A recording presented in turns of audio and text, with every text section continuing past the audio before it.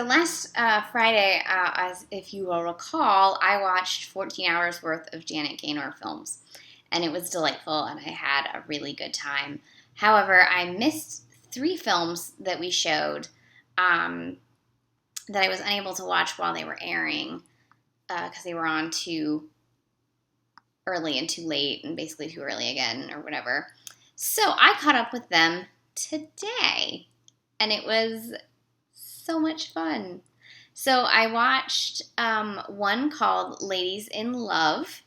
It's from 1936, and it stars Janet Gaynor, Loretta Young, Constance Bennett, Simone Simon, Don Amici, and a 22-year-old Tyrone Power, and also Paul Lucas. I am like the least Paul Lucas fan that's ever existed. He's just, I don't understand his appeal. I don't like him.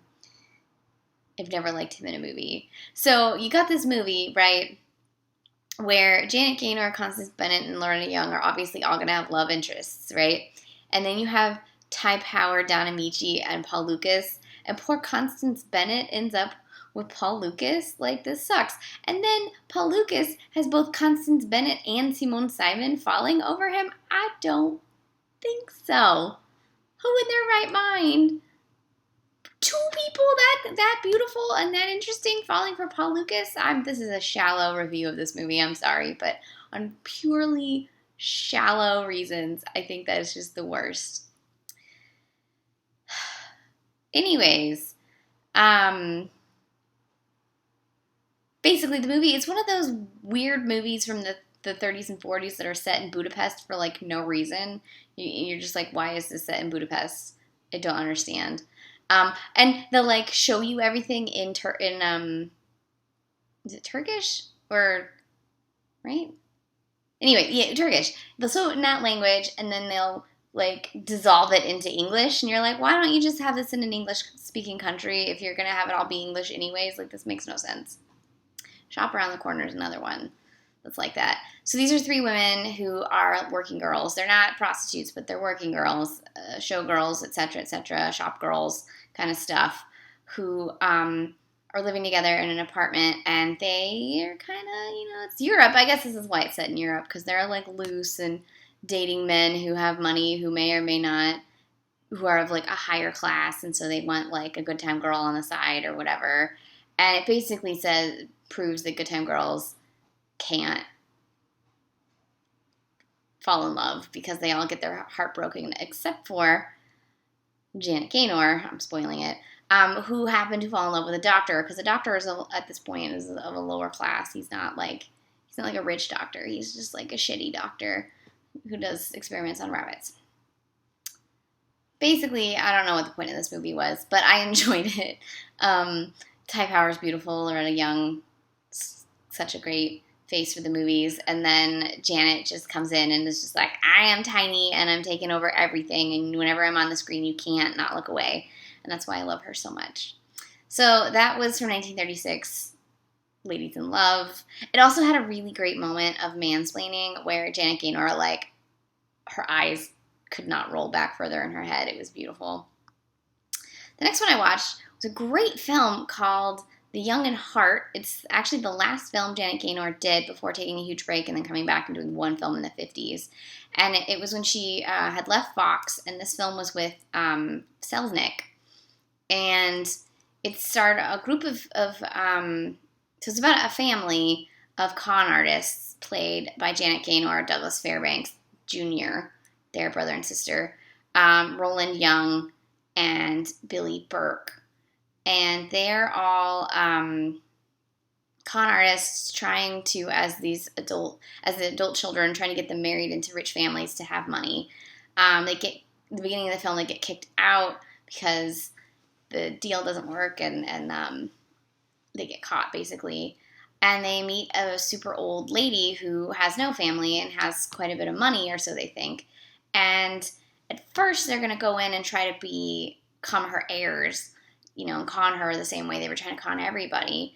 But as the film unfolds, the goodness of this woman transforms them all into real wonderful people, and it's kind of a very beautiful humanist film. It has some screwball elements and some things that are really fun and of its time. I quite enjoyed it. And then Paulette Goddard comes out of nowhere and it's just like steals every scene she's in, which is always fun.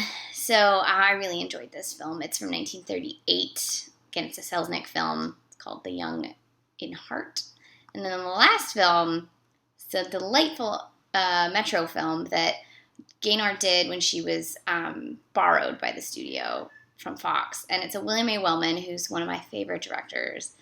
And it's Janet Gaynor, Robert Taylor, Benny Barnes, and Jimmy Stewart, and a couple of other great supporting characters. But basically, Janet Gaynor is growing up in this small town. She's fucking sick of her life. She's got everyone's behavior memorized. She knows how everyone's going to behave. She just can't handle it anymore. And like one of her few joys is watching people drive in on their way to the Yale-Harvard game.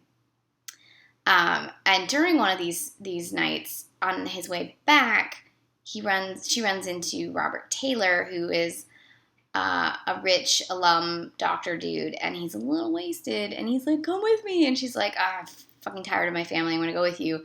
And the next thing she knows, she's married to him, and he's too drunk to say no, but she's not drunk enough to say no, but she's just so sick of her life that she just says fuck it. Unbeknownst to her, he has a fiance, so obviously shenanigans ensue, and they try to have a sham marriage, and that's the rest of the film. And I don't want to spoil it, but obviously they're going to end up together. What's sad is that the Jimmy Stewart character is her like hometown love interest. He's so much more interesting. You only get like 3 scenes with him, but because he's Jimmy Stewart, you're just like, this is obviously the better guy. And sort of a theme through all of these films, including several of the Janet Gaynor movies I watched last week. She is so empathetic and so wonderful, and she plays these great women, and she almost always ends up with some dude that just doesn't deserve her. And I don't know if at the time you could tell that, like if women who were watching it in like the 1930s were like, dude, you deserve better, or if they felt like this was an okay match. And that it's just with like modern eyes that you look and see how great her characters are and how shitty these dudes are. I'm not really sure. I'd like to find someone who saw these movies contemporarily and know if they also felt that Janet Gaynor deserved better, because I've seen many people watching during this Summer of the Stars saying like, Janet Gaynor, you deserve better. And she just always deserved a better dude. And she never got one. Never did.